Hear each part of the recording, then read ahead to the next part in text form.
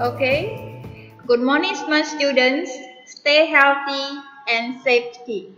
Berjumpa kembali dengan Bu Lisda pada pelajaran IPS kita kelas 6 mengenai peran Indonesia dalam kerjasama ASEAN. Nah, anak-anak bisa melihat pada gambar itu bahwa ada gambar negara-negara ASEAN, ada bendera-benderanya.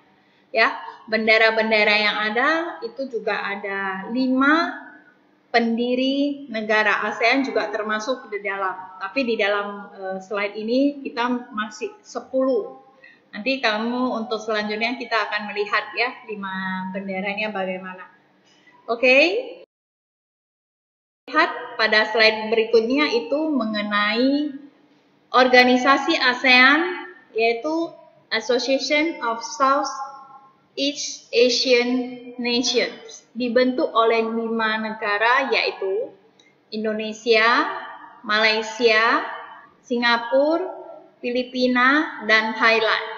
Nah, bisa lihat pada gambar-gambar itu bahwa mereka itu punya satu vision, punya satu identity, dan satu community. Nah, anak-anak bisa melihat peta Asia Tenggara. Mereka itu semuanya bertetangga dan berdekatan. Kita akan melihatnya apa persamaan yang dimiliki oleh negara-negara Asia Tenggara yang melatar belakangi dibentuknya ASEAN.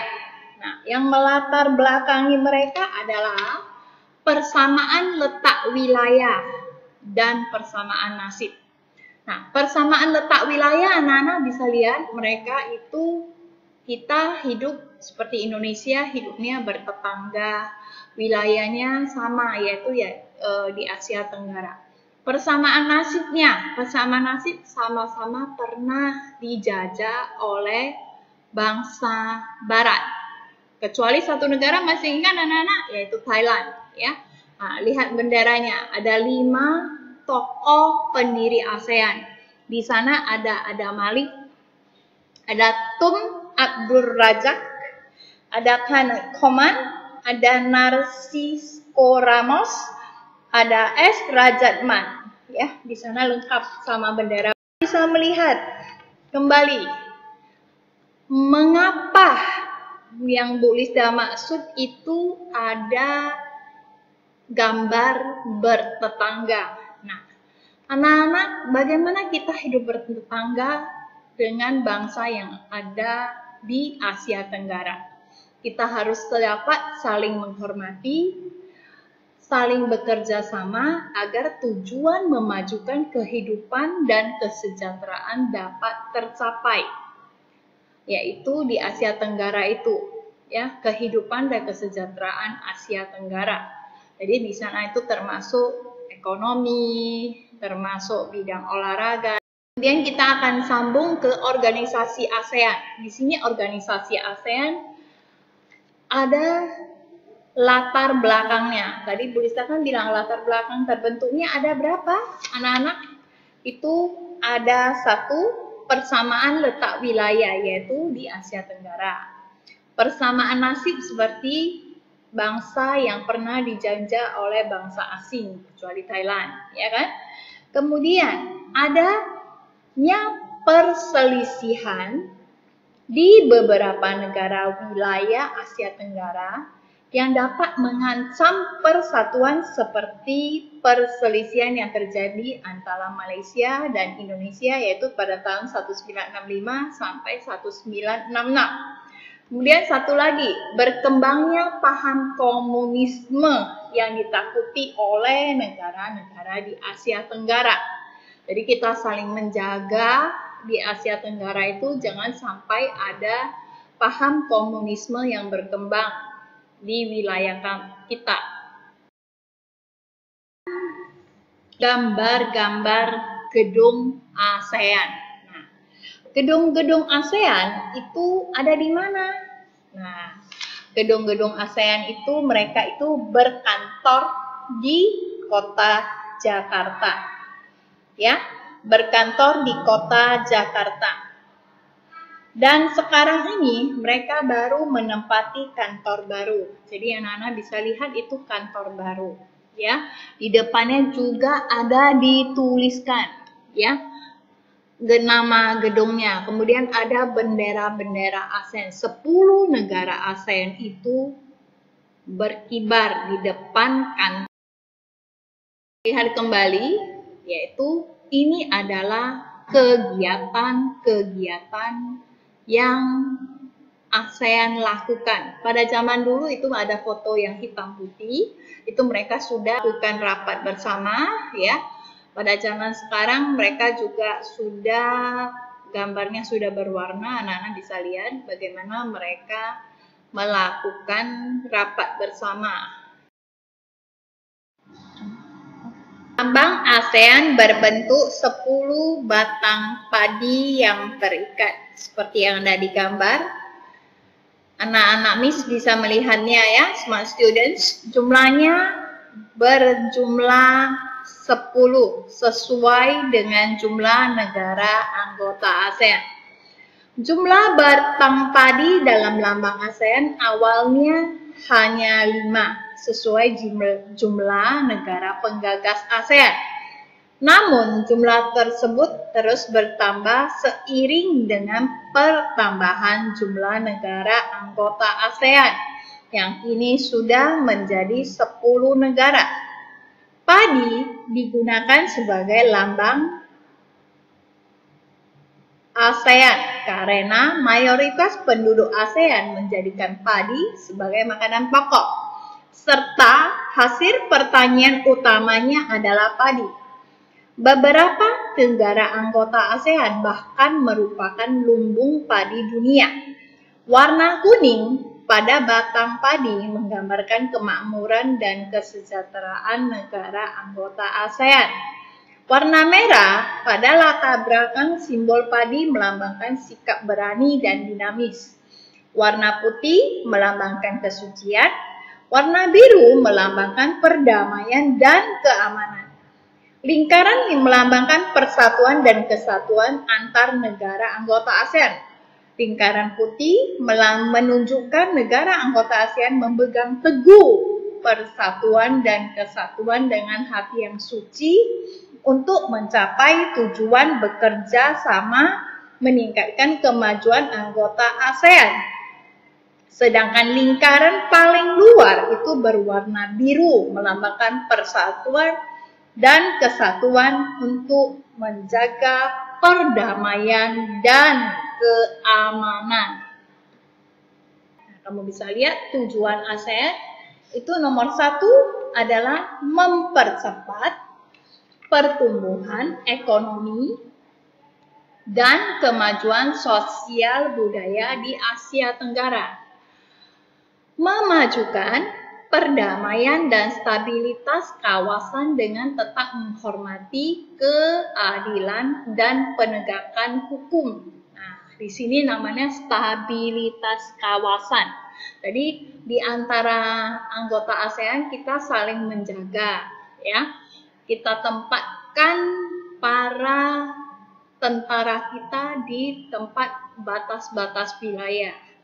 Nah, itu namanya menjaga stabilitas, ya, meningkatkan kerjasama dan rasa saling membantu untuk kepentingan bersama dalam bidang ilmu pengetahuan dan teknologi. Nah, inilah yang terjadi bahwa kita mengadakan pertukaran siswa, pertukaran mahasiswa antar negara ASEAN. Contoh, yang Indonesia belajar ke Singapura, orang Singapura mahasiswanya belajar di Indonesia, di Universitas Indonesia. Itu namanya pertukaran pelajar dalam bidang ilmu pengetahuan dan teknologi. Misalnya di Singapura ada menciptakan barang-barang yang lebih canggih dari Indonesia.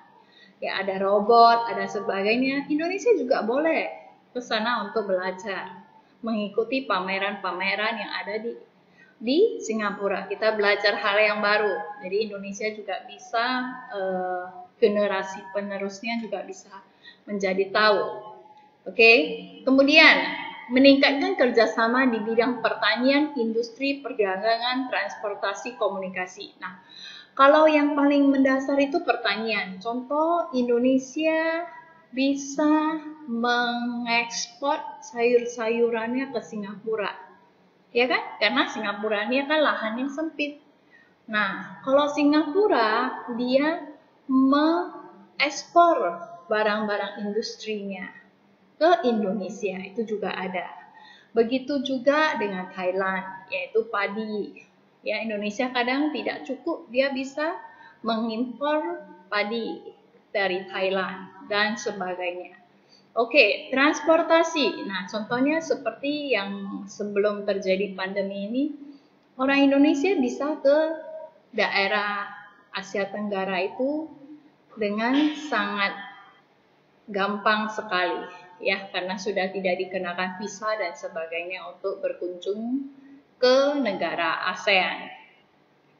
Nah, yang kelima, memelihara kerjasama organisasi internasional dan regional. Nah, internasional contohnya Indonesia juga adalah anggota OPEC dan beberapa negara yang ada di Asia Tenggara juga. Contoh seperti Brunei Darussalam, itu sesama Indonesia dia juga ikut dalam anggota OPEC. Gambar berikutnya yaitu lihat ini kerjasama antara negara-negara ASEAN. Mereka bagaimana cara kita melakukan penyelesaian perselisihan yang terjadi di anggota ASEAN dengan menyelesaikan perselisihan secara damai. Contoh, kita mengundang orang Malaysia datang Indonesia bersama mencari keputusan atau mencari solusi yang terbaik. Nah, di antara anggota ASEAN itu dan di antara negara-negara Asia Tenggara itu ada satu negara yang sampai sekarang belum bisa menjadi anggota ASEAN. Itu adalah Timor Leste, merupakan satu-satunya negara di Asia Tenggara yang hingga tahun 2018 belum menjadi anggota ASEAN. Mengapa begitu? Nah, kamu bisa lihat di gambar bahwa Bapak Jokowi bersama Presiden Timor Leste yang keempat yaitu Francisco Luolo Guterres, ya, keadaan mereka.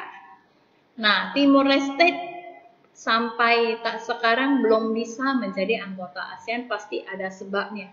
Sebabnya karena keadaan ekonomi dan stabilitas politik yang membuat alasan Timor Leste belum mampu dan belum stabil menjadi anggota ASEAN. Keadaan stabilitasnya harus lebih terjamin, harus bisa membayar iuran dan sebagainya. Itu yang Timor Leste belum memenuhi syarat. Jadi jumlah negara anggota ASEAN hingga tahun 2018 itu ada 10, yaitu Filipina, Indonesia, Malaysia, Singapura, Thailand, Brunei Darussalam, Vietnam, Laos, Myanmar, dan yang terakhir adalah Kamboja. Negara Kamboja ini menjadi anggota yang terakhir.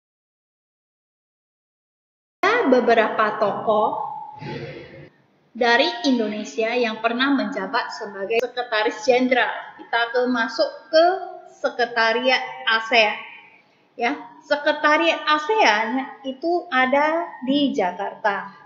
Kemudian tepatnya di Jalan Sisingamaraja, Jakarta Selatan.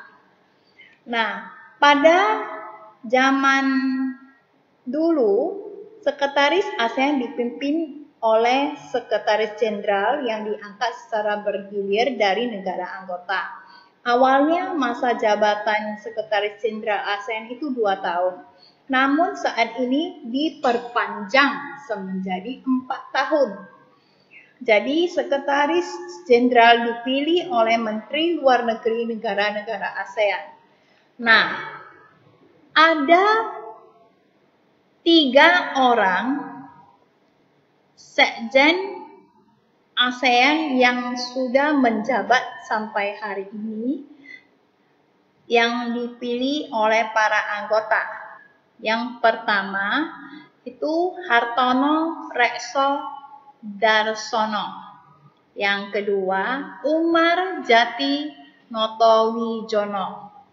Yang ketiga, ini yang paling lama, Rusli Nur, yang terlama yaitu pada tahun 1989 sampai tahun 1993. Yaitu semuanya ini berasal dari Indonesia. Anak-anak bisa lihat di halaman 72.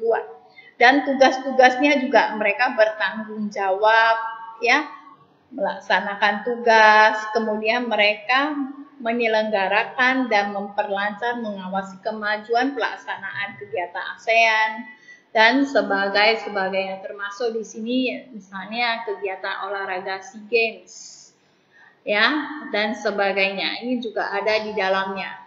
Oke, adalah tokoh yang terakhir yaitu Lim Jock Hoi, Sekretaris Jenderal ASEAN, yaitu pada tahun 2022. Bisa lihat di gambarnya. Lim Jock Hoi ini berasal dari Brunei Darussalam, yaitu pada tahun 2018 sampai 2022. Edukasi publik masyarakat ekonomi ASEAN itu ada di gambar. Kemudian ini ada ASEAN Summit. Nah, ini yang terjadi kegiatan-kegiatan ASEAN. Sekian video pembelajaran hari ini. Kita akan sambung ke video pembelajaran berikutnya. Goodbye and see you on the next video.